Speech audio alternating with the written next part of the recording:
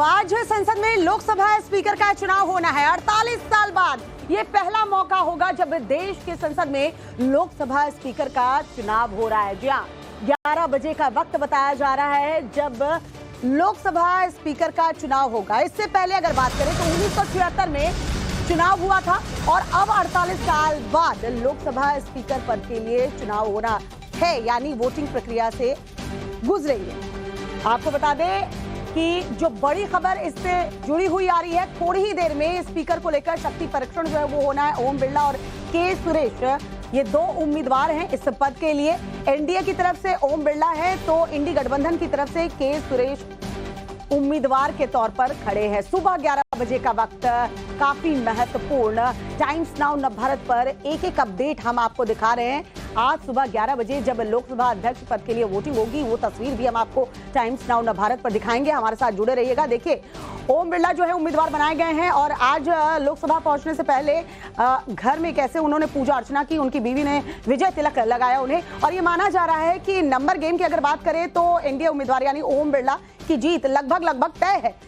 लेकिन के सुरेश इंडी गठबंधन की तरफ से उतारे गए हैं। तो 11 बजे देखना ना भूलिए टाइम्स नाउ नवभारत। स्पीकर चुनाव को लेकर जो बड़ी खबर आ रही है वो आपको बता रहे हैं। इंडी गठबंधन को समर्थन करेगी टीएमसी। जी हां, पहले ये खबर मिल रही थी कि टीएमसी मौन है और पता नहीं इंडी गठबंधन को समर्थन करेगी कि नहीं, क्योंकि ममता बनर्जी ने रुख साफ कर दिया था कि उनसे बातचीत नहीं की गई है। अब खबर मिल रही है इंडी गठबंधन को टीएमसी का सपोर्ट मिलेगा, यानी के सुरेश को समर्थन दे रही है ममता बनर्जी। के सुरेश का समर्थन करने वाली। और ये हुआ कैसे? क्योंकि राहुल गांधी ने बातचीत की, फोन पर बातचीत हुई ममता बनर्जी से, 20 मिनट तक बातचीत हुई है। दरअसल ममता बनर्जी ने जैसे ही कल के सुरेश का नाम सामने आया और उन्होंने नामांकन दाखिल किया, उसके बाद टीएमसी ने अपना रुख क्लियर किया कि उनको कुछ भी पूछा नहीं गया, उन्हें ना बताया गया है और यही वजह है कि टीएमसी ने मौन धारण कर लिया था। अब ये खबर मिल रही है कि के सुरेश को अपना समर्थन देगी टीएमसी। वहीं केंद्रीय मंत्री गिरिराज सिंह ने कांग्रेस पर पलटवार किया है। टीएमसी की नाराजगी पर कांग्रेस को घेरा है गिरिराज सिंह ने। कांग्रेस पार्टी में शुरू से तानाशाही रही है, ये गिरिराज सिंह का कहना है। घमंड की वजह से कांग्रेस ने सहयोगियों से नहीं पूछा। देखिए, एरोगेंसी कांग्रेस में शुरू से रहा है और तानाशाही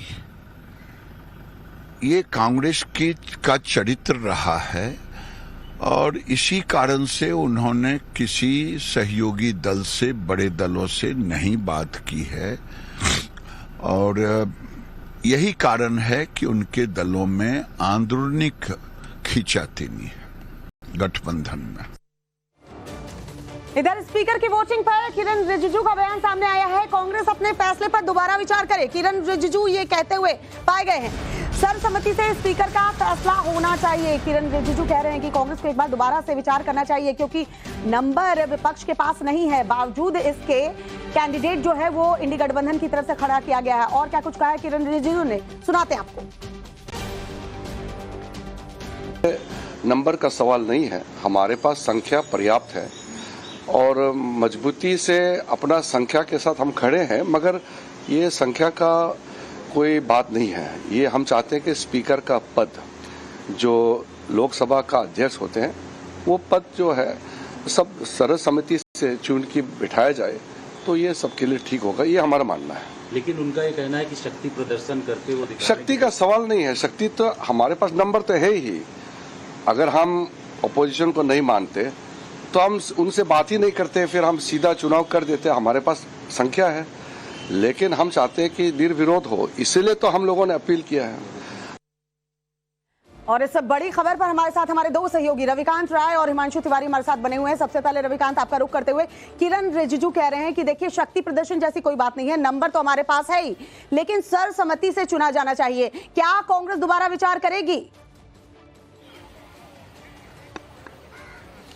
देखिए श्वेता, सरकार का ये प्रयास है कि आखिरी पल तक वो इस बात का प्रयास करेगी कि स्पीकर का चुनाव जो है वो सर्वसम्मति से हो और इसीलिए उन्होंने कहा है कि अगर कांग्रेस पार्टी अपना मोशन वापस ले लेती है तो डिप्टी स्पीकर पर उनके उम्मीदवार पर जो विचार है वो खुले मन से सरकार करेगी। लेकिन अभी भी जो परिस्थितियां बनी हुई हैं उसके मुताबिक कांग्रेस पार्टी की तरफ से कोई इंडिकेशन नहीं दिया गया है। यानी अगर मत विभाजन की स्थिति आती है तो एनडीए ने उसकी पूरी तैयारी कर रखी है। सुबह से भारत सरकार के जितने भी केंद्रीय मंत्री हैं, अलग अलग राज्यों के जो सांसद हैं, उनको उनके आवास पर बुलाया गया। किस तरीके से वोटिंग की जाती है स्पीकर में उसकी प्रॉपर ब्रीफिंग दी गई है। यानी प्लान ए प्लान बी दोनों ही सरकार का तैयार है। कुछ निर्दलीय सांसद उनके संपर्क में हैं। इसके साथ ही वाईएसआर कांग्रेस ने भी अपना समर्थन देने का ऐलान कर दिया है।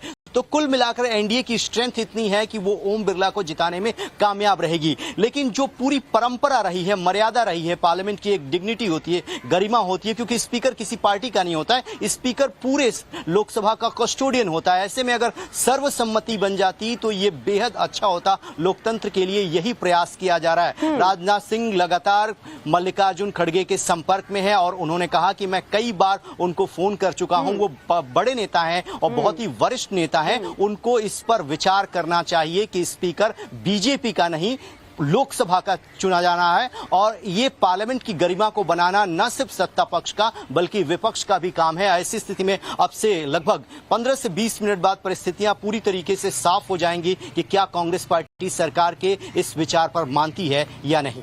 बिल्कुल, रविकांत हमारे साथ बने रहिए। एक और जो बड़ी खबर लोकसभा स्पीकर चुनाव से जुड़ी हुई आ रही है, पहले वो दर्शकों को बता दें। कांग्रेस बीजेपी ने अपने सांसदों के लिए व्हिप जारी किया है। जी हाँ, सभी सांसद जो हैं सदन में मौजूद रहे, इसके लिए व्हिप जारी किया गया है। 3 लाइन का व्हिप जो है वो जारी किया गया है। यानी जो हमारे सहयोगी रविकांत बता रहे थे कि तैयारी दोनों तरफ से पूरी कर ली गई है। कांग्रेस और बीजेपी की तरफ से अपने सांसदों के लिए व्हिप जारी किया गया है। सभी सांसदों की मौजूदगी आज अनिवार्य होगी, व्हिप जारी कर दिया गया है। और अब थोड़ी ही देर बची है जब लोकसभा में आपको वो तस्वीर देखने को मिलेगी। लोकसभा स्पीकर चुनाव पर एक और जो बड़ी खबर आ रही है वो आपको बता दें। संसद पहुंचे हैं एनडीए उम्मीदवार ओम बिरला। जी हाँ, पीएम आज ओम बिरला के नाम का प्रस्ताव रखेंगे। और संसद पहुंचने से पहले ये आप देखिए, ओम बिरला की पत्नी तिलक लगाती हुई पहले यहाँ भगवान का आशीर्वाद लिया और उसके बाद अब संसद भवन पहुंच चुके हैं एनडीए के प्रत्याशी ओम बिरला। हिमांशु तिवारी हमारे सहयोगी हमारे साथ बने हुए। हिमांशु, नंबर नहीं है विपक्ष के बाद और टीएमसी भी नाराज चल रही थी, लेकिन हालांकि अब ये क्लियर हो गया है, टीएमसी सपोर्ट कर रही है के सुरेश को। क्या लगता है, ये प्रेशर पॉलिटिक्स है क्या? आखिरी मोमेंट में क्या लग रहा है कि मान जाएंगे अगर डिप्टी स्पीकर का पद दे दिया जाए, क्योंकि बातचीत तो अभी भी चल रही है।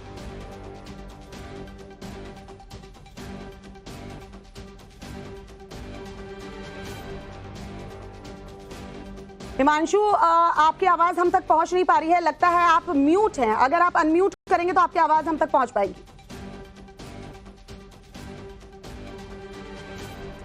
चलिए हिमांशु के साथ जुड़ेंगे, लेकिन फिलहाल आपको दिखा दें, ये तस्वीर देख रहे हैं ओम बिरला जो है वो संसद भवन पहुंचने से पहले कैसे उन्होंने पूजा अर्चना की, उनकी पत्नी ने उन्हें तिलक लगाया। और ये क्लियर है, ये लगभग क्लियर है कि ओम बिरला जो है वो लोकसभा अध्यक्ष होंगे, क्योंकि नंबर गेम जो है वो एनडीए के साथ है। एक और जो बड़ी खबर इस वक्त आ रही है वो आपको बता दें, 7 सांसद जो हैं आज वोटिंग नहीं कर पाएंगे, वोटिंग प्रक्रिया में शामिल नहीं हो पाएंगे। 7 सांसदों में 5 सांसद इंडी गठबंधन के हैं।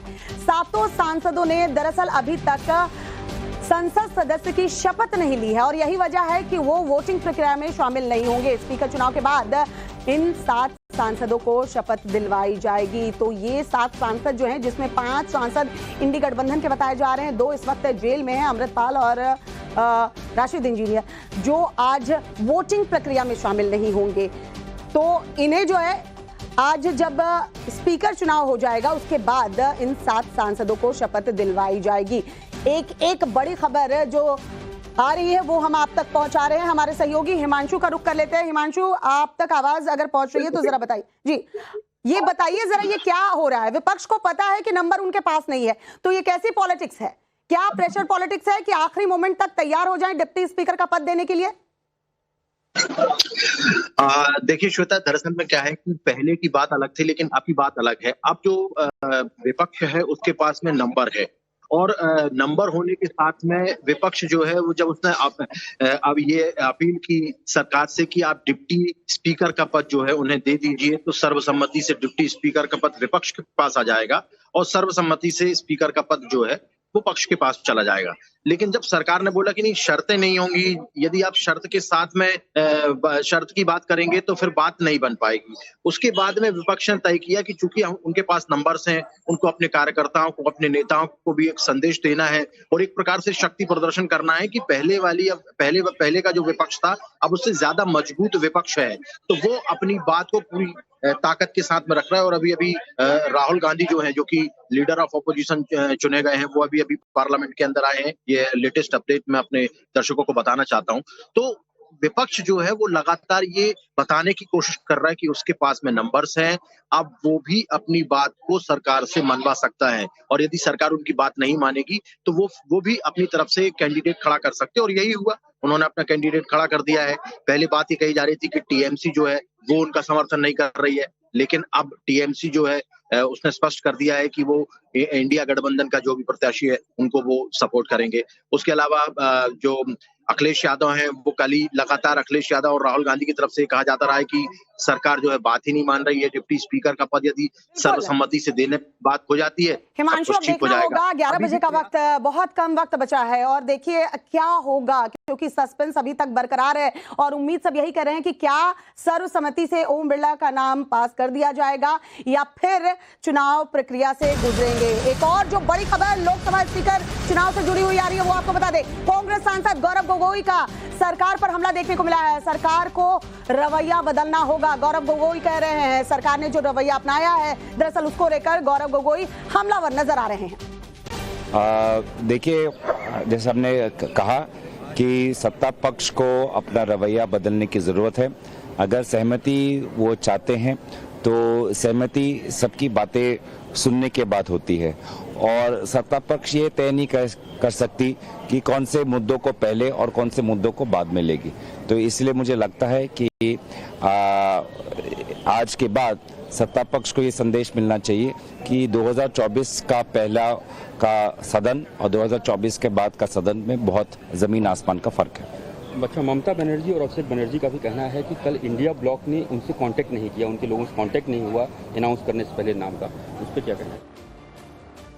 और वहीं लोकसभा स्पीकर चुनाव पर एक और जो बड़ी खबर आ रही है वो बता दें। स्पीकर चुनाव पर कंगना रनौत ने बयान दिया है, हमारा उम्मीदवार चुनाव जीतेगा। कंगना रनौत ने कहा है, यानी एनडीए का उम्मीदवार ओम बिरला जो है वो चुनाव जीतेंगे, ये कहना है कंगना रनौत का।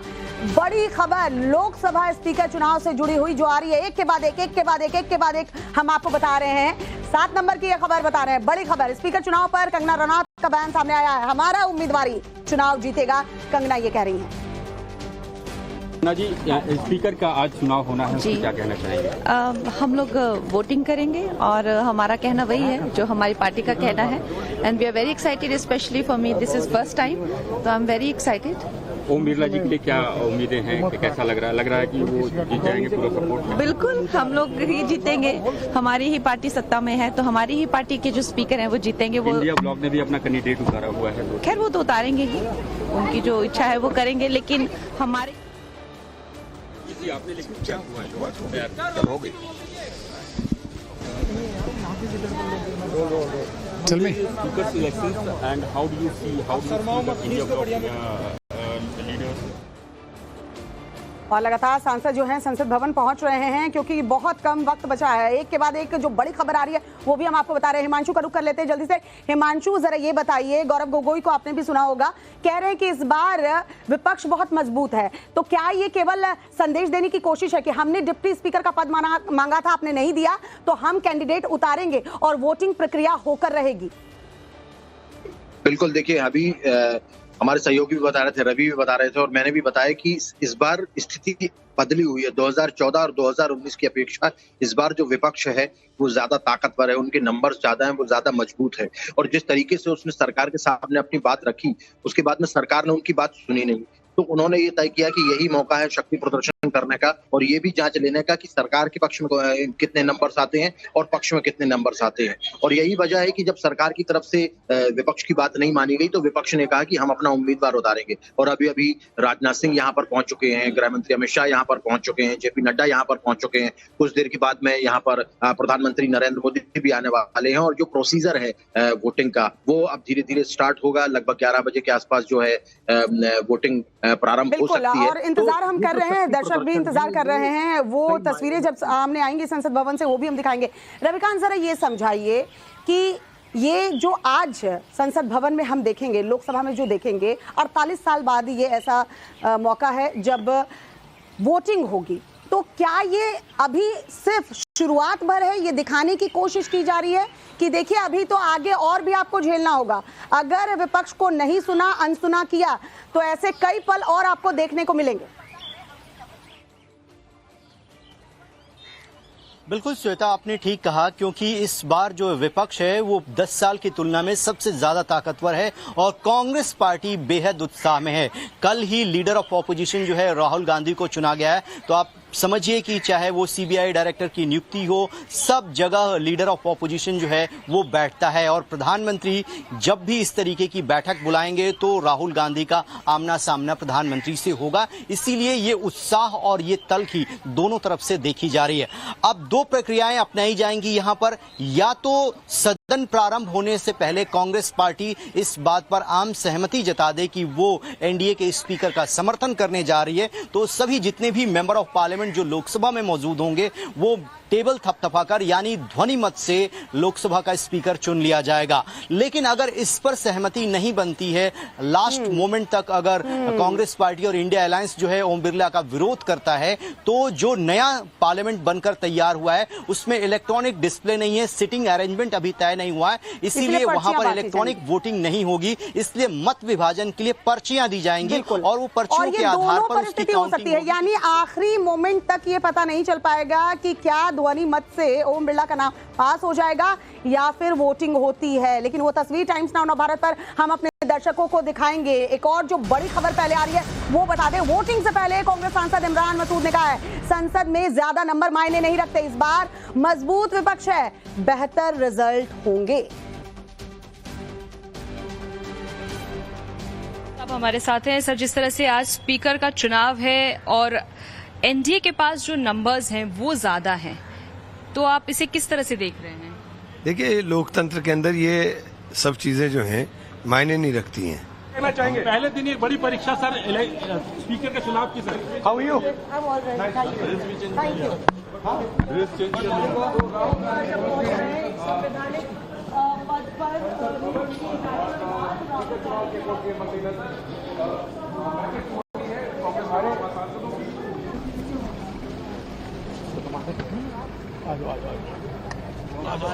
सर प्रणाम सर।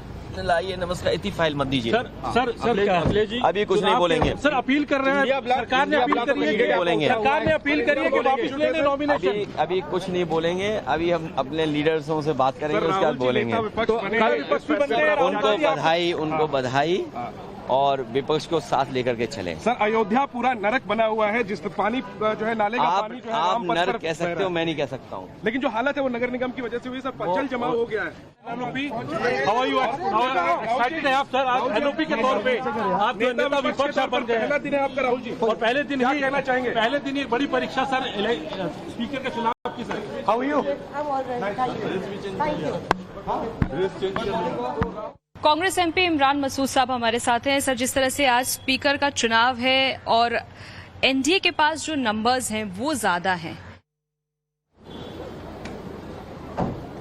और ये तस्वीरें हम लगातार आपको दिखा रहे हैं संसद भवन परिसर से। ये देखिए, अमित शाह जो हैं, गृह मंत्री अमित शाह पहुंचे हैं। इसके पहले राहुल गांधी जब पहुंचे थे संसद, उसकी तस्वीरें आपने देखी, और अखिलेश यादव जब पहुंचे तो उसकी तस्वीरें देखी। नेता प्रतिपक्ष बनने पर बधाई तो दी और साथ ही कहा विपक्ष को साथ लेकर चले।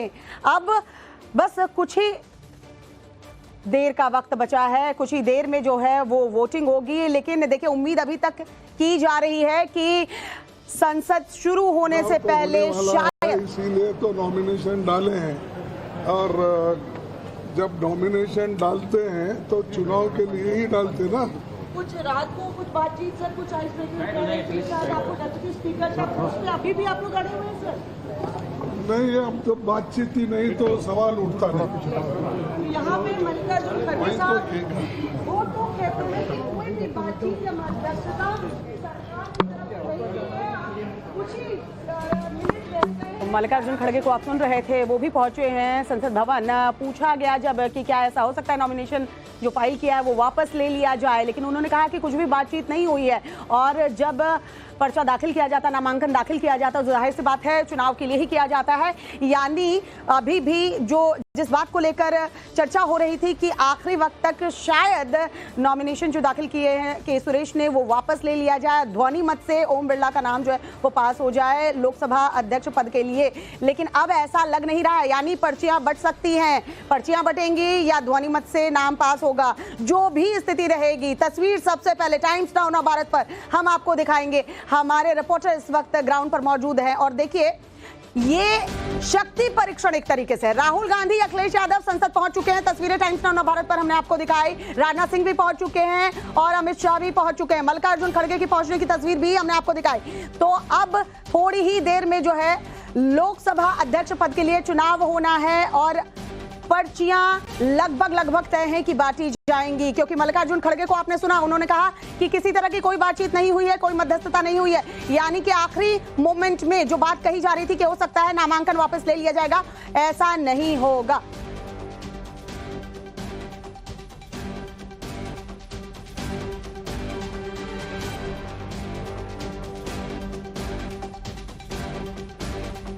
तो लोकसभा अध्यक्ष पद के लिए चुनाव होना है और इससे जुड़ी एक अपडेट हम बिना ब्रेक के आपको टाइम्स नाउ नव भारत पर बता रहे हैं। हमारे सहयोगी रविकांत और हिमांशु इस वक्त हमारे साथ लगातार बने हुए हैं। रविकांत, आपका रुख करते हुए मल्लिकार्जुन खड़गे को सुना आपने, उनका साफ तौर पर कहना था कि अगर नामांकन दाखिल हुआ है तो जाहिर सी बात है चुनाव के लिए हुआ होगा और हमसे किसी ने कोई तरह की बात नहीं की है। यानी जो आप कह रहे थे दो बातें, उसमें से एक तो खारिज हो जाती है, आप पर्चियां बंटना तय है। बिल्कुल श्वेता, कांग्रेस पार्टी के राष्ट्रीय अध्यक्ष हैं मल्लिकार्जुन खड़गे। जब उनसे पूछा गया तो उन्होंने साफ तौर पर कहा कि अगर हमने अपना उम्मीदवार उतारा है इसका मतलब हम चुनाव चाहते हैं, इसीलिए हमने अपना उम्मीदवार उतारा है। यानी एक बात बिल्कुल साफ हो गई कि ओम बिरला को लेकर सर्वसहमति जो है वो नहीं बन पाई और यहां पर डिवीजन की नौबत जो है अब से कुछ ही देर बाद आने वाली है। जैसे ही लोकसभा की प्रोसीडिंग प्रारंभ होगी, एक सम्मति से ये चुनाव होता तो हमेशा बेहतर होता, क्योंकि स्पीकर सबके हैं। लेकिन बहुत अचंभे की बात है कि इस बार विपक्ष ने कंसेंसस को कंडीशनल कर दिया। ना तेलंगाना में, ना कर्नाटक में, ना तमिलनाडु में, कहीं पर भी इंडी अलायंस ने डेप्यूटी स्पीकर ऑपोजिशन को नहीं दिया। अपना ही स्पीकर रखा, अपना ही डेप्यूटी स्पीकर रखा। लेकिन यहाँ पर इनकी हिपोक्रेसी, उनके दोहरे मापदंड दिख रहे हैं। और एक बहुत अजीब सी बात है, मैं पूछना चाहती हूँ, के सुरेश जी इतने अनुभवी सांसद हैं, 8 बार के सांसद हैं, तो विपक्ष ने उनको नेता प्रतिपक्ष क्यों नहीं घोषित करा? उनको एक ऐसे चुनाव में क्यों धकेल दिया जहाँ पर वो जानते हैं कि इंडी अलायंस के पास एडिक्वेट नंबर्स नहीं हैं? अरविंद किया गया है। इसके अलावा अगर बात करें तो सीबीआई दिल्ली एक्साइज मामले में भी हो सकता है कि अरेस्ट हो। इस तमाम सारी चीजों को लेकर कैसे देखते हैं तमाम? अपने राजनीतिक स्वार्थ के लिए आम आदमी पार्टी ने चुनाव में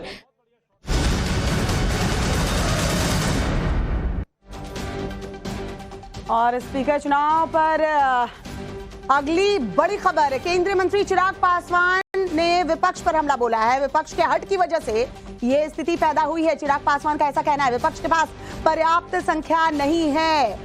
पर्याप्त संख्या नहीं होते हुए भी चुनाव प्रक्रिया से विपक्ष जो है वो गुजरना चाहता है। तो ये जो स्थिति है वो विपक्ष की वजह से पैदा हुई है, उसकी हट की वजह से पैदा हुई है, ये कहना है चिराग पासवान का।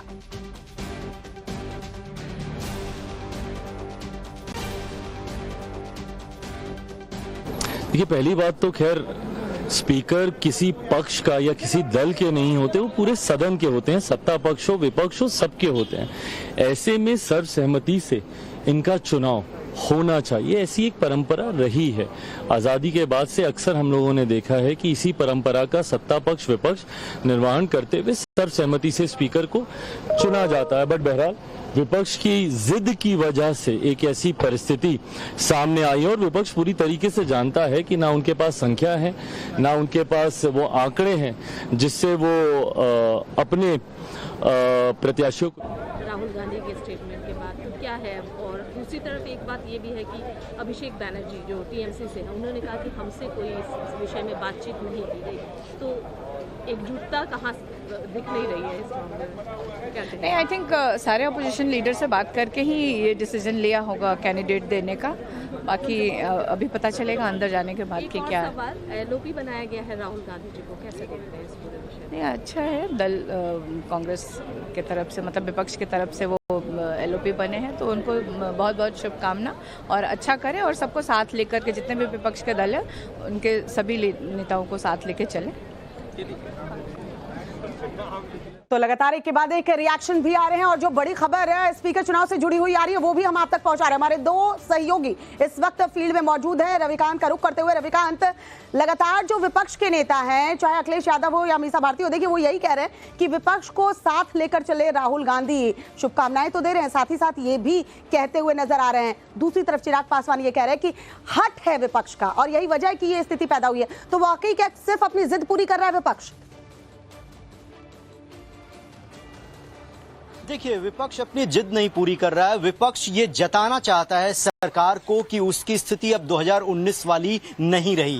वो जो है अपने सहयोगी दलों के साथ सरकार बनाने में कामयाब रहे हैं, लेकिन इंडिया अलायंस का जो नंबर है वो बढ़ा है। ऐसे में सरकार किसी भी डेमोक्रेसी में किसी भी फैसले पर एक तरफा डिसीजन वो ले और उसको अपोजिशन मान जाए, अब ये होने नहीं देंगे। और इसीलिए आक्रामक तरीके से राहुल गांधी ने पहली बार आकर इतनी बड़ी जिम्मेदारी स्वीकार की है। लीडर ऑफ ऑपोजिशन बनाया गया है, यानी लीडर ऑफ ऑपोजिशन जब सदन के अंदर होता है और वो अगर किसी भी बात पर सत्ता पक्ष से सहमत न हो तो उनकी बात को रखने का पूरा अधिकार होता है। और विपक्ष यही जता रहा है कि हम आपके मनमाने ढंग से लिए गए फैसले को मानने के लिए तैयार नहीं है। विपक्ष ने यह कहा कि अगर स्पीकर पर आप सर्वसहमति चाहते हैं तो हम आपके स्पीकर को सपोर्ट करने के लिए तैयार हैं, लेकिन आप भी कमिटमेंट कीजिए कि डिप्टी स्पीकर का पद जो है वो पहले दिया जाए। हालांकि ऐसी कोई परंपरा रही नहीं है, कोई ऐसा प्रावधान नहीं रहा है, लेकिन अब डिक्टेशन दिया जा रहा है, टर्म्स कंडीशन बताए जा रहे हैं। अब इस मुसीबत को झेलना होगा सरकार के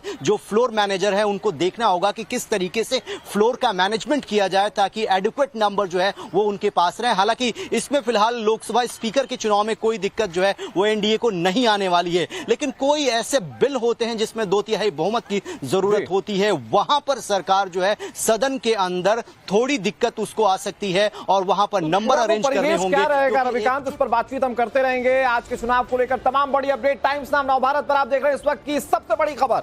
स्पीकर चुनाव पर ब्रेकिंग नंबर 20। समाजवादी पार्टी के सांसद रमाशंकर राजभर का बयान सामने आया। वो कह रहे हैं कि एनडीए को अपना बड़ा दिल दिखाना चाहिए। जो हमारे नेता का स्टैंड वो हमारे स्टैंड है, यानी कि उन्होंने अपने सुप्रीम नेता के स्टैंड को आगे प्रमोट किया। कह रहे हैं कि इस बार हम दलित स्पीकर चाहते हैं। सुनिए रमाशंकर क्या कह रहे हैं।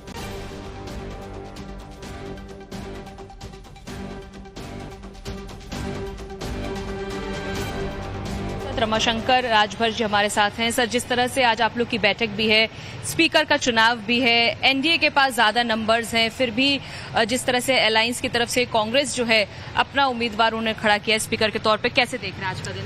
देखिए, स्पीकर के चुनाव को भी विवादित बनाया सत्ता पक्ष ने।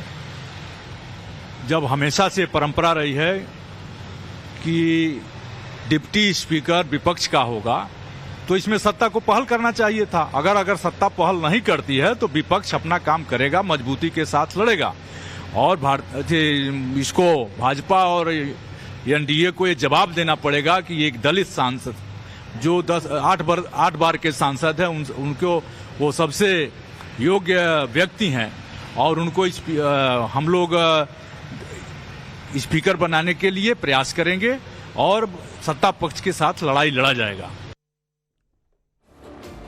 और लोकसभा स्पीकर के चुनाव पर ब्रेकिंग नंबर 21 हम आपको बताने जा रहे हैं। 21वीं ब्रेकिंग आपके सामने होगी और अब तक का सबसे बड़ा अपडेट हम आपको बताने जा रहे हैं। लोकसभा स्पीकर का चुनाव, अब से कुछ ही देर में स्पीकर के लिए वोटिंग की जाएगी। एनडीए उम्मीदवार ओम बिरला संसद भवन पहुंच चुके हैं। तस्वीरें हमने आपको दिखाई। इंडी गठबंधन के सुरेश से उनकी सीधी टक्कर है।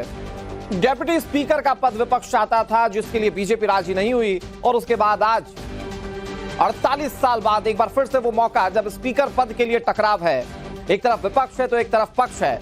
एनडीए की ओर से उम्मीदवार ओम बिरला से कुछ देर पहले ही संसद भवन पहुंच चुके हैं। ओम बिरला के जीतने के चांसेस प्रबल दिखाई देते हैं, क्योंकि सहयोगी दल इस वक्त इंटैक्ट होकर खुलकर कह रहे हैं कि वो मौजूदा समय में बीजेपी के साथ हैं, ओम बिरला का समर्थन करेंगे, लेकिन विपक्ष के लिए कहां क्या कोई उम्मीद बनती है क्या? हमारे साथ हिमांशु और रविकांत लगातार जुड़े हुए हैं। हिमांशु, आप इस पूरे प्रक्रिया के बीच में ये भी मौके देखने को मिले जब विपक्ष बार बार ये कहता रहा कि हमारा साथ देंगे एनडीए के कुछ घटक दल। क्या इस तरह की आज कोई तस्वीर बनती हुई दिख रही है क्या जेडीयू या फिर टीडीपी की तरफ से किसी तरह से कोई भी बिखराव या टकराव देखने को मिल सकता है, या सब कुछ फ्लैट है एनडीए के लिए? देखिए, इसकी संभावनाएं तो बहुत कम नजर आ रही है, क्योंकि सरकार ने 2 दिन से लगातार बैठकों का दौर जारी रहा है। संसद के अंदर एनडीए के जितने भी घटक दल हैं, उन सभी घटक दल के जो नेता रहे हैं, उन सबसे गृहमंत्री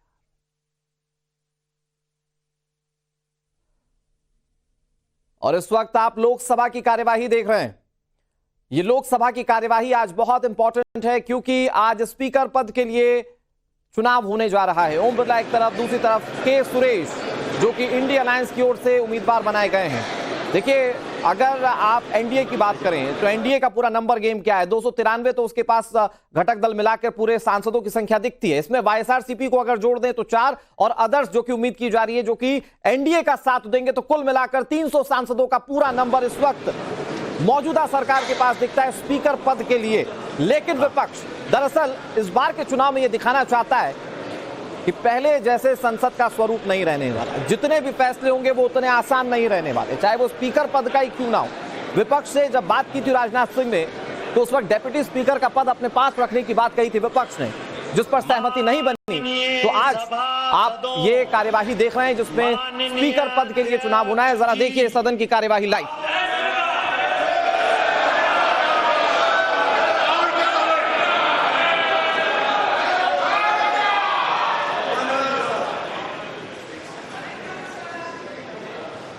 Honorable members, the Secretary General will now call the names of the members who have not taken oath or affirmation.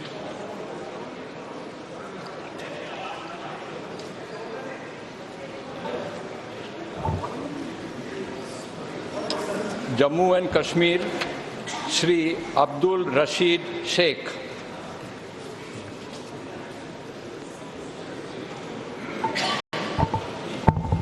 Kerala, Shri Shashi Tharoor.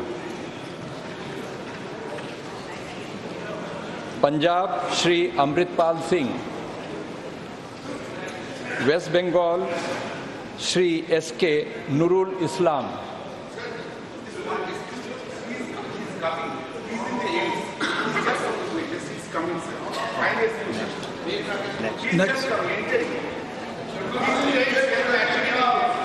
Next. Shri अधिकारी दीपक देव।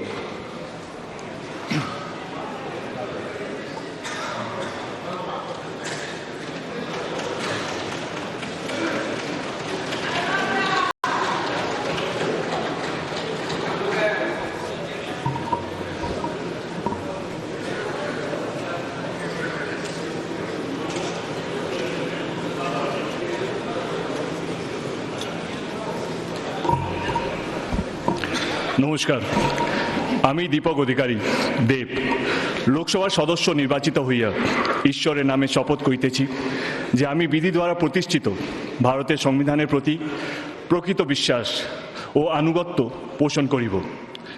আমি ভারতের সার্বভৌমত্ব ও সংহতি রক্ষা করিয়া চলিব এবং যে কর্তব্যভার আমি গ্রহণ করিতে চলিয়াছি তা আমি বিশ্বস্তভাবে নির্বাহ করিব। ঘাটাল লোকসভা কেন্দ্রের প্রত্যেকটা মানুষকে ধন্যবাদ আমাকে 3 বারের জন্য জিতানোর জন্য।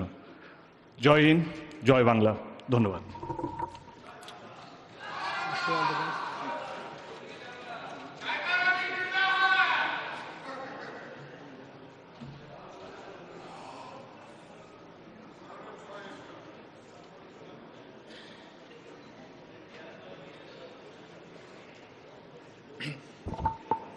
श्री शत्रुघ्न प्रसाद सिन्हा।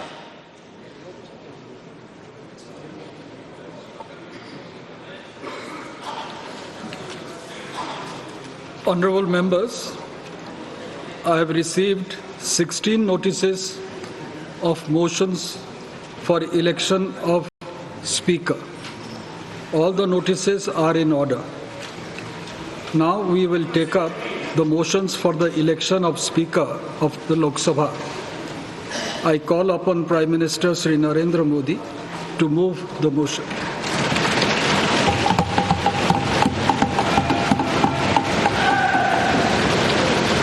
महोदय, मैं प्रस्ताव करता हूं कि श्री ओम बिरला जी, जो इस सभा के सदस्य हैं, को इस सभा के अध्यक्ष के रूप में चुना जाए।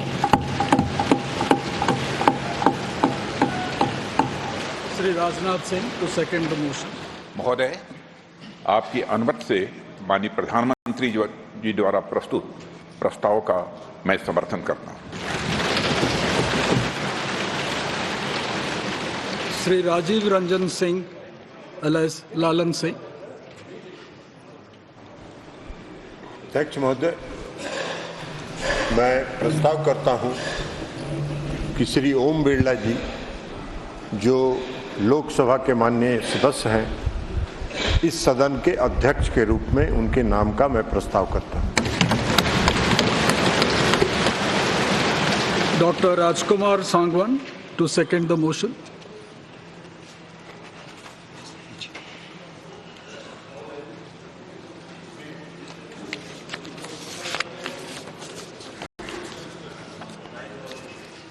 चल रहा है। महोदय, मैं श्री ओम बिरला जी, जो इस सदन के सदस्य हैं, उनको अध्यक्ष के रूप में अपना समर्थन देता हूं। श्री जीतन राम मांझी।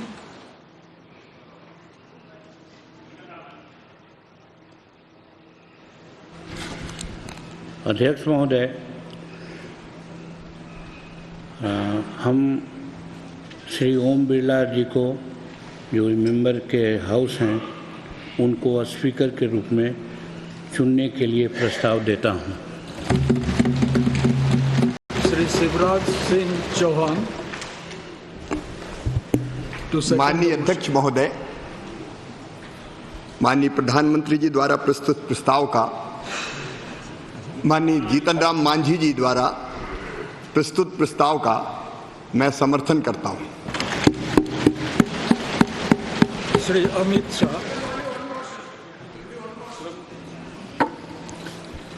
महोदय, मैं प्रस्ताव करता हूं कि श्री ओम बिरला, जो इस सभा के सदस्य हैं, उनको इस सभा के अध्यक्ष के रूप में चुना जाए।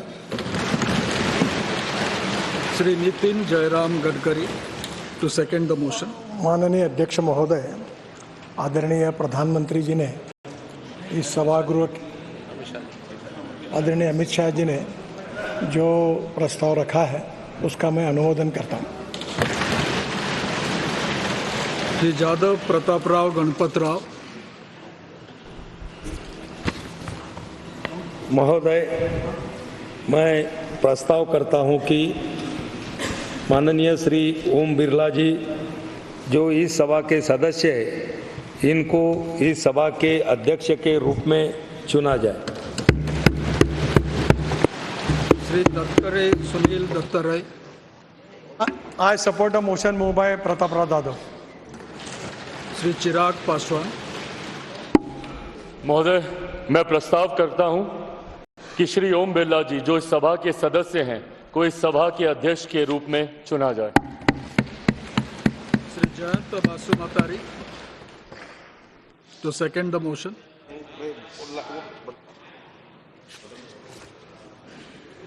I rise to second the move by Sri Chirag Paswan that Sri Om Birla, a member of the House, be chosen as the Speaker of the House. Thanks. Sri H.D. Kumaraswamy. I propose Sri Om Birla ji for the Speaker election. Sri Balashwari Ballavaneni. As a Speaker of this House. Sri Kinjarapu Ram Mohan Naidu. माननीय अध्यक्ष महोदय, मैं ओम बिरला जी को जो इस सदन के सदस्य हैं उनको अध्यक्ष के रूप में चुना जाए, ये प्रस्ताव मैं रखता हूँ। श्री लघु Krishna Devarayalu.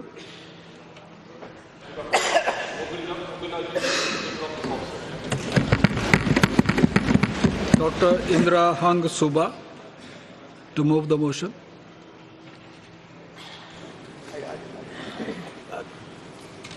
I rise to move the motion that Sri Om Birla, a member of this House, be chosen as the Speaker of this House.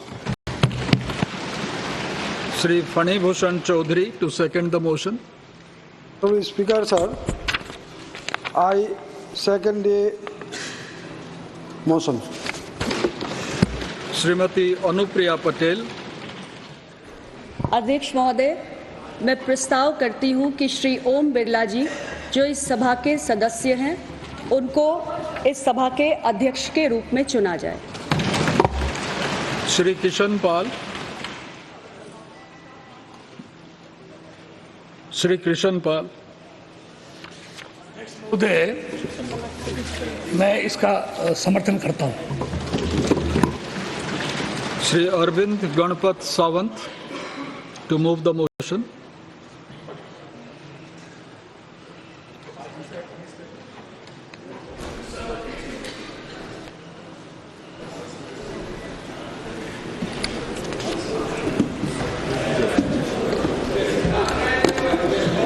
Item number 12. Mic is not working.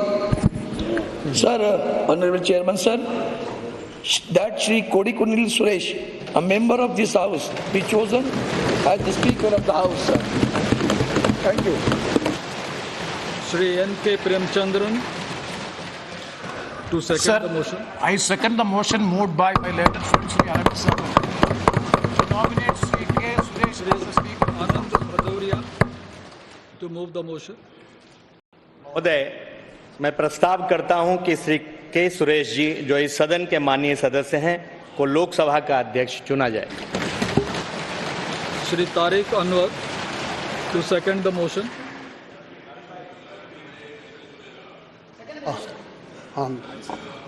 महाशय, जो प्रस्ताव अभी रखा गया है के सुरेश जी के लिए, उनको सदन का अध्यक्ष चुना जाए, मैं उसका समर्थन करता हूँ। Shrimati Supriya Sule. So I Wait. So I would like to move the motion that Shri Kodikunil Suresh, as a member of the House, to be chosen as the Speaker of the House. Shrimati कानीमोड़ी Karunanidhi. Sir, I second the motion moved by Supriya Suresh to choose Kodikunil Suresh as the Speaker of the House. Dr. Virendra Kumar to move the motion.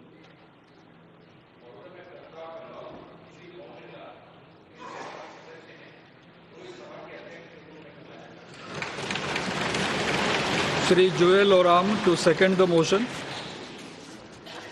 मेरा साथी वीरेंद्र कुमार जी ने जो प्रस्ताव दिया है उसको मैं समर्थन करता हूं। Professor S.P. Singh Baghel. That Sri Om Birla, the member of this House, be chosen as a Speaker of this House. Shri Pankaj Chaudhary to second the motion. महोदय, मैं प्रोफेसर S.P. सिंह बघेल जी के प्रस्ताव का समर्थन करता हूँ। श्रीमती अन्नपूर्णा देवी to move the motion. मैं प्रस्ताव करती हूं कि श्री ओम बिरला जो इस सभा के सदस्य हैं उनको इस सभा के अध्यक्ष के रूप में चुना जाए। Shrimati Kamaljeet Sherawat to second the motion. आदरणीय महोदय, मैं इस प्रस्ताव को सेकंड करती हूँ। I now put the motion moved by Sri Narendra Modi and seconded by Sri Rajnath Singh to the vote of the House. The question is that Sri Om Birla, a member of this House, be chosen as the Speaker of this House. Those in favor may say aye. Aye. Those against may say no. No. I think the ayes have it. The ayes have it.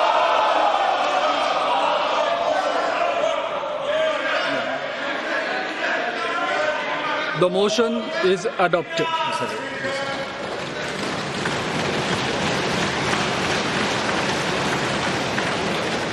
Shri Om Birla is declared elected as the Speaker of this House. Since the first motion moved by Shri Narendra Modi has been adopted, the motions moved thereafter have become infructuous. I invite Shri Om Birla to occupy the chair.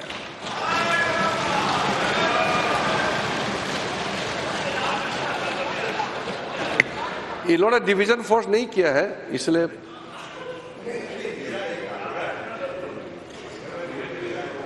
We have already crossed that stage. I invite Shri Om Birla to come up and occupy the chair.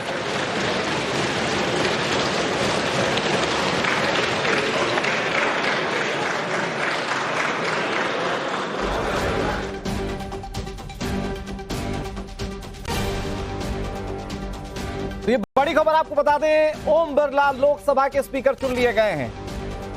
बाकायदा इसके लिए motion प्रस्तावित हुआ और उसके बाद ध्वनि मत से ओम बिरला लोकसभा के स्पीकर चुन लिए गए हैं। सदन की कार्यवाही हम आपको दिखा रहे हैं। प्रधानमंत्री, जो कि प्रोटोकॉल है, प्रधानमंत्री उस चेयर तक लेकर जाएंगे ओम बिरला को और वहां पर आसीन होंगे स्पीकर ओम बिरला। देखिए, बहुत अच्छी तस्वीर आप इस वक्त टीवी स्क्रीन पर देख रहे हैं। Rahul Gandhi, leader of opposition, और अब तक चाहे जितने भी टकराव आपने देखे हो, ये एक खूबसूरत परंपरा हमारी संसद की, जहां विपक्ष भी साथ मिलकर स्पीकर को वहां तक छोड़ने जा रहा है।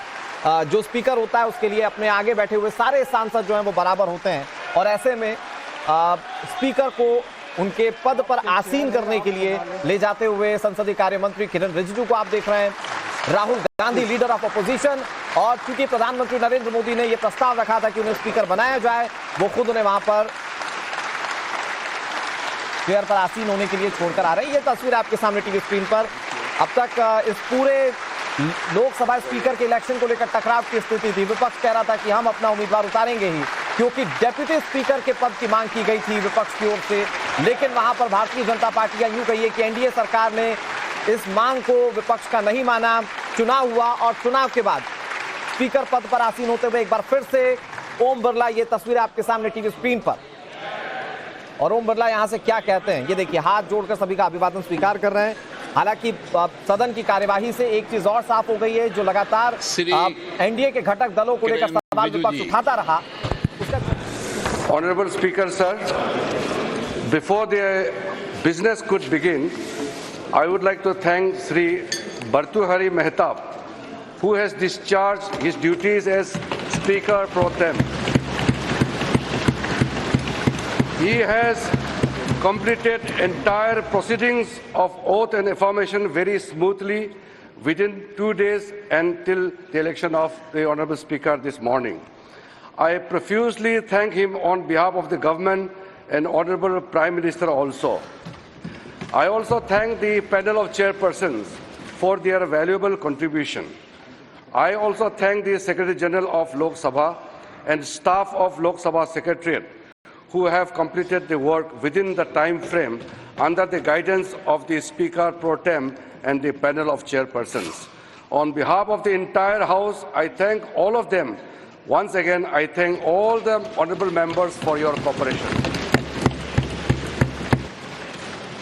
माननीय प्रधानमंत्री जी,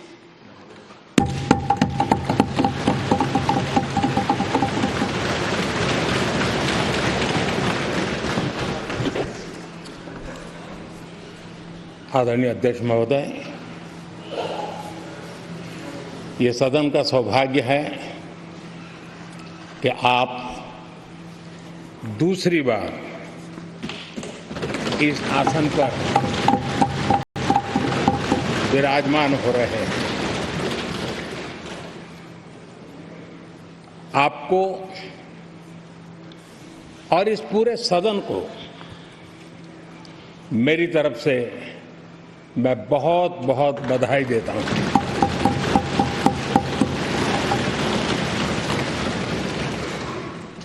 आदरणीय अध्यक्ष जी,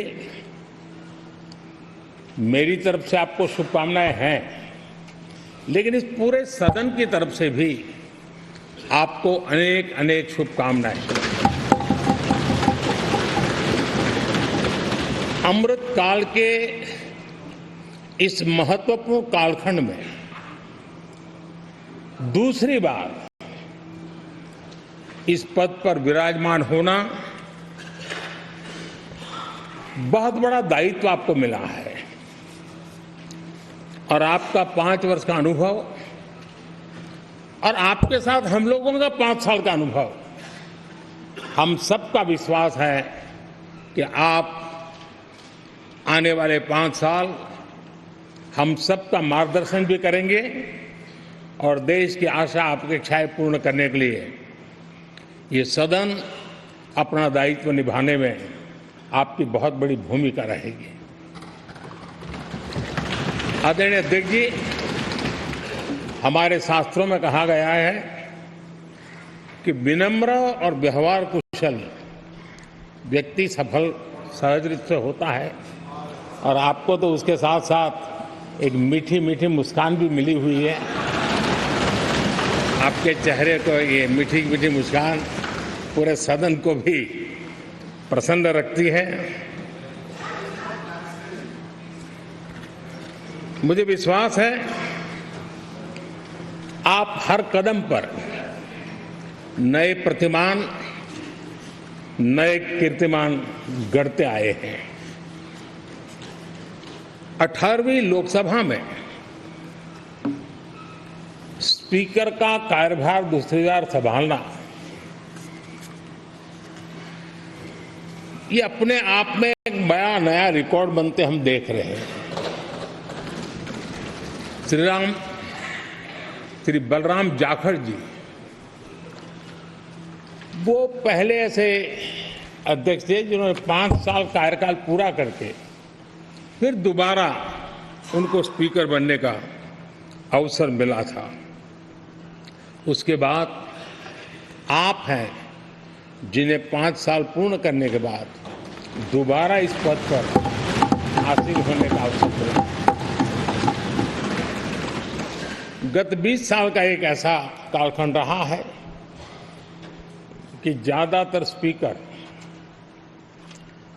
या तो उसके बाद चुनाव नहीं लड़े हैं या तो जीत करके नहीं आए हैं। आप समझ सकते हैं कि स्पीकर का काम कितना कठिन है कि उसके लिए दोबारा जीतना मुश्किल हो जाता है, लेकिन आप जीत करके आए हैं, इसके लिए एक नया इतिहास आपने गढ़ा। आदरणीय अध्यक्ष जी, इस सदन में ज्यादातर हमारे सभी माननीय सांसद आपसे परिचित हैं, आपके जीवन से भी परिचित है और पिछली बार मैंने इस सदन में आपके संबंध में काफी कुछ बातें रखी भी थी और मैं आज उसको दोहराना नहीं चाहता हूं, लेकिन मैं एक सांसद के रूप में और हम सभी सांसद के रूप में आप जिस प्रकार से एक सांसद के नाते काम करते हैं ये भी जानने योग्य है और बहुत कुछ सीखने योग्य है। मुझे विश्वास है कि आपकी कार्यशैली एज ए सांसद भी हमारे जो फर्स्ट टाइमर सांसद हैं, हमारे युवा सांसद हैं, उनको जरूर प्रेरणा देगी। आपने अपने कार्यक्षेत्र में, संसदीय क्षेत्र में स्वस्थ मां और स्वस्थ शिशु एक कमिटमेंट के साथ जो अभियान चलाया है और सुपोषित मां, इस अभियान को आपने जिस प्रकार से अपने क्षेत्र में प्राथमिकता देकर के खुद को इन्वॉल्व करके किया है, वो वाकई प्रेरक है। आपने कोटा के ग्रामीण क्षेत्रों में हॉस्पिटल ऑन व्हील्स, ये भी एक मानव सेवा का उत्तम काम जो राजनीतिक कामों के सिवाय करने वाले कामों में आपने चुना है, वो भी अपने आप में गांव-गांव लोगों को स्वास्थ्य सेवाएं पहुंचाने में मदद कर रहा है। आप नियमित रूप से गरीबों को कपड़े, कंबल, मौसम के अनुसार छाता की जरूरत है छाता, जूते, ऐसी अनेक सुविधाएं समाज के आखिरी तबके के जो लोग हैं उनको खोज करके पहुंचाते हैं। खेलों में प्रोत्साहन देना आपके क्षेत्र के युवकों में ये आपने एक प्राथमिकता के रूप से काम उठाया है। आपके पिछले कार्यकाल में 17वीं लोकसभा में मैं कहता हूं कि संसदीय इतिहास का वो स्वर्णिम कालखंड रहा है। आपकी अध्यक्षता में संसद में जो ऐतिहासिक निर्णय हुए हैं, आपकी अध्यक्षता में सदन के माध्यम से जो सुधार हुए हैं, ये अपने आप में एक सदन की भी और आपकी भी विरासत है। और भविष्य में 70वीं लोकसभा के संबंध में जब विश्लेषण होंगे, उसके विषय में लिखा जाएगा तो भारत के भविष्य को नई दिशा देने में आपकी अध्यक्षता वाली 70वीं लोकसभा की बहुत बड़ी भूमिका रही है। आदरणीय अध्यक्ष जी, 17वीं लोकसभा में नारी शक्ति वंदन अधिनियम 2023, जम्मू कश्मीर पुनर्गठन विधेयक, भारतीय न्याय संहिता, भारतीय साक्ष्य बिल, भारतीय नागरिक सुरक्षा संहिता, सामाजिक सुरक्षा संहिता, digital personal data protection bill, Muslim महिला विवाह अधिकार संरक्षण विधेयक, transgender persons protection of rights bill, consumer protection bill, direct tax, विवाद से विश्वास विधेयक, सामाजिक, आर्थिक और राष्ट्रीय महत्व के ऐसे कितने ही महत्वपूर्ण ऐतिहासिक कानून 17वीं लोकसभा में आपकी अध्यक्षता के अंदर इस सदन ने पारित किए हैं और देश के लिए एक मजबूत नींव बनाई है। जो कार्य आजादी के 70 साल में नहीं हुए, आपकी अध्यक्षता में इस सदन ने इसको करके दिखाया। आदरणीय अध्यक्ष जी, लोकतंत्र की लंबी यात्रा में कई पड़ाव आते हैं। कुछ अवसर ऐसे होते हैं जब हमें कीर्तिमान स्थापित करने का सौभाग्य मिलता है। 17वीं लोकसभा में उपलब्धियां, मुझे पूरा विश्वास है देश आज भी और भविष्य में उसका गौरव करेगा। आज देश अपनी आकांक्षाओं की पूर्ति के लिए भारत को आधुनिक बनाने की दिशा में जब हर तरह से प्रयास हो रहे हैं, मैं मानता हूं कि ये नया संसद भवन भी अमृतकाल के भविष्य को लिखने का काम करेगा और वो भी आपकी अध्यक्षता। नए संसद भवन में हम सबका प्रवेश आपकी ही अध्यक्षता में हुआ और आपने संसदीय कार्यप्रणाली को प्रभावी और जिम्मेदार बनाने का कई महत्वपूर्ण फैसले लिए हैं और इसलिए लोकतंत्र को मजबूती देने में मदद मिली है। लोकसभा में हम पेपरलेस डिजिटल व्यवस्था से आज काम कर रहे हैं। पहली बार आपने सभी माननीय सांसदों को ब्रीफिंग के लिए एक व्यवस्था खड़ी की। इससे सभी माननीय सांसदों को भी आवश्यक रेफरेंस मटेरियल मिला। उसके कारण सदन की चर्चा अधिक पुष्ट हुई और ये आपका एक अच्छा इनिशिएटिव था जिसने सांसदों में भी विश्वास पैदा किया। हाँ, मैं भी कुछ कह सकता हूं, मैं भी अपने तर्क दे सकता हूं। तो एक आपने अच्छी व्यवस्था को विकसित किया है। आदरणीय अध्यक्ष जी, G20 भारत की सफलता का एक महत्वपूर्ण पृष्ठ है, लेकिन बहुत कम चर्चा हुई है, वो है P20। और आपके नेतृत्व में G20 देशों के जो पीठासीन अधिकारी हैं, स्पीकर्स हैं, उनका सम्मेलन आपकी अध्यक्षता में हुआ। और अब तक P20 के जितने सम्मेलन हुए उसमें ये ऐसा अवसर था कि दुनिया के सर्वाधिक देश आपके निमंत्रण पर भारत आए और बहुत ही उत्तम प्रकार के निर्णय उस समिट में हुए और उसने विश्व में भारत की लोकतंत्र की जो प्रतिष्ठा है उसको गौरव देने में बहुत बड़ा रोल अदा किया है। आदरणीय अध्यक्ष जी,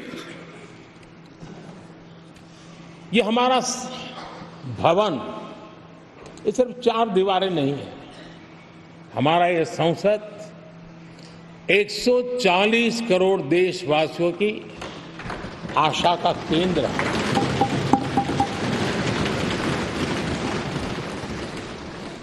संसद की कार्यवाही, जवाबदेही और आचरण हमारे देशवासियों के मन में लोकतंत्र के प्रति जो उनकी निष्ठा है उसको और अधिक मजबूत बनाता है।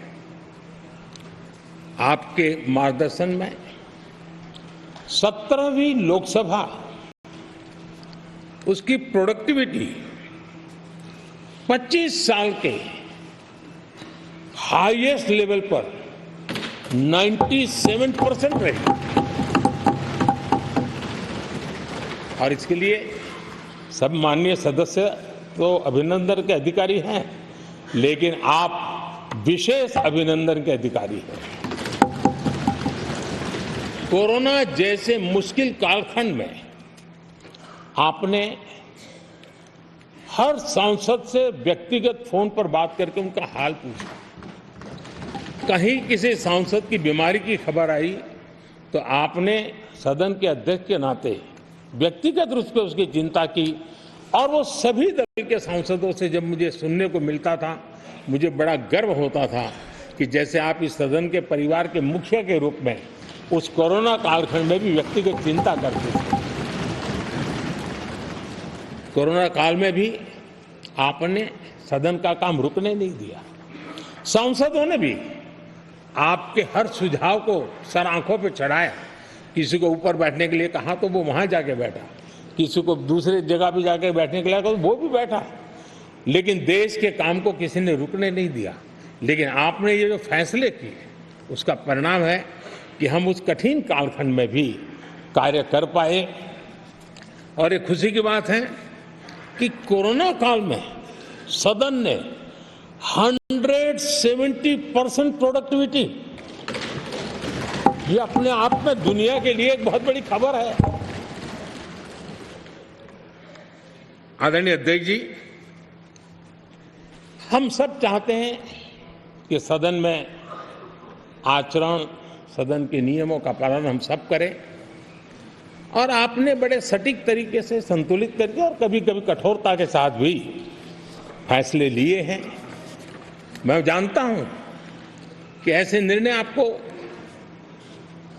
पीड़ा भी देते हैं, लेकिन सदन की गरिमा और व्यक्तिगत पीड़ा के में आपने सदन की गरिमा को पसंद किया और सदन की परंपरा को बनाने का प्रयास किया।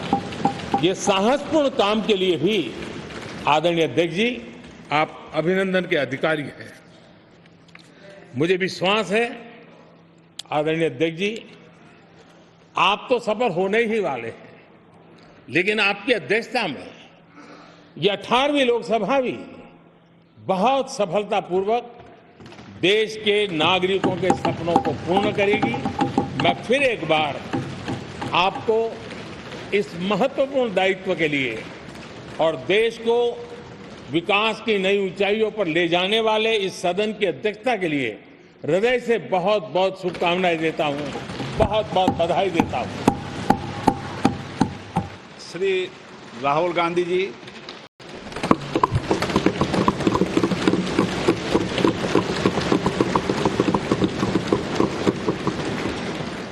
Speaker, sir, I'd like to congratulate you for your successful election.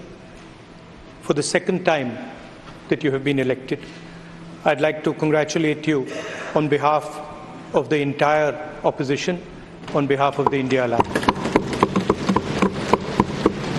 Speaker, sir, this House represents the voice of India's people. And you, Speaker, sir, are the final arbiter of that voice. Of course, the government has political power, but the opposition also represents the voice of India's people. And this time, the opposition represents significantly more voice of the Indian people than it did last time. Speaker, sir, the opposition would like to assist you in doing your work. We would like the House to function often and well. Speaker, sir, it is very important that cooperation happens on the basis of trust. It is very important that the voice of the opposition is allowed to be represented in this House. I'm confident that you will allow us to represent our voice, allow us to speak, allow us to represent the voice of the people of India. Speaker, sir, the question is not how efficiently the House is run. The question is how much of India's voice is being allowed to be heard in this House. So the idea, Speaker, sir, so the idea that you can run the House efficiently by silencing the voice of the opposition is a non-democratic idea. And this election has shown that the people of India expect the opposition to defend the Constitution, the Samvidhan of this country. And we are confident that by allowing the opposition to speak, by allowing us to represent the people of India, you will do your duty of defending the Constitution of India. I'd like to once again congratulate you, Speaker, sir, and also all the members of the House who have won their election. Thank you very much. Shri Akhilesh Yadav ji,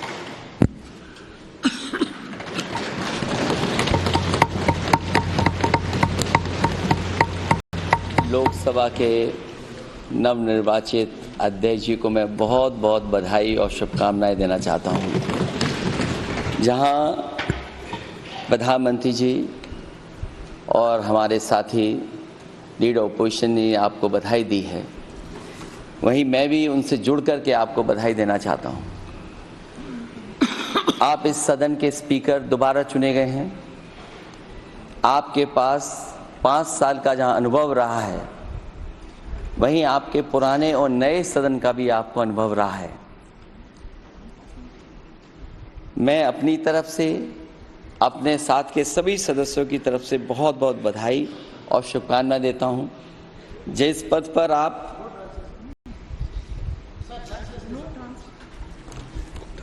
जिस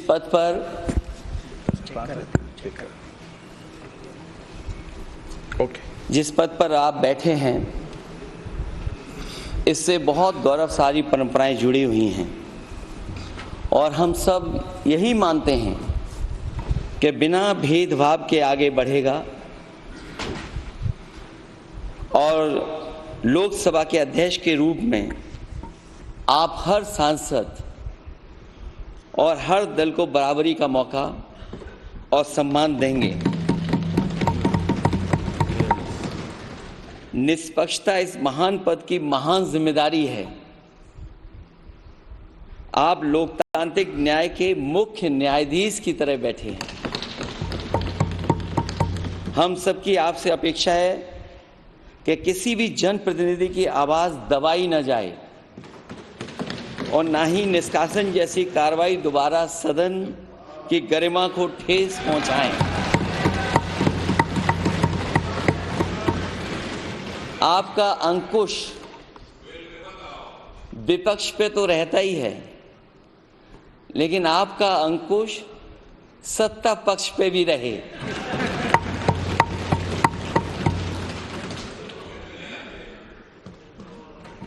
अध्यक्ष महोदय, आपके इशारे पर सदन चले, इसका उल्टा ना हो। हम आपके हर न्याय संगत फैसले के साथ खड़े हैं। मैं एक बार फिर आपको इस अध्यक्ष पद पर बैठने के लिए बहुत बहुत बधाई देता हूं। मैं सदन में पहली बार आया हूं, ये नए सदन में। मुझे लगा कि हमारे स्पीकर की कुर्सी बहुत ऊंची होगी, क्योंकि मैं जिस सदन को छोड़ के आया हूं, अध्यक्ष जी, उसकी कुर्सी बहुत ऊंची है। उस समय भी मैं अध्यक्ष जी किसको कहूं कि ये कुर्सी और ऊंची हो जाए। जहां ये नया सदन है, वही मैं आपकी पीठ के पीछे देख रहा हूं, पत्थर तो सही लगे हैं, सब कुछ अच्छा लगा है, लेकिन कुछ दरार में मुझे कुछ सीमेंट अभी भी लगा दिखाई दे रहा है। अध्यक्ष महोदय, मुझे उम्मीद है कि आप जितना सत्ता पक्ष का सम्मान करेंगे, उतना ही विपक्ष का सम्मान कर करके हमें भी अपनी बात रखने का मौका देंगे। मैं आपको बधाई देता हूं, शुभकामनाएं देता हूं, हर तरीके से साथ आपके साथ हैं। बहुत धन्यवाद। Shri Saugata Roy ji absent. Sudip Bandyopadhyay ji. Sir, I congratulate you for your becoming second time Honorable Speaker of the House. Sir, my first entry in this Parliament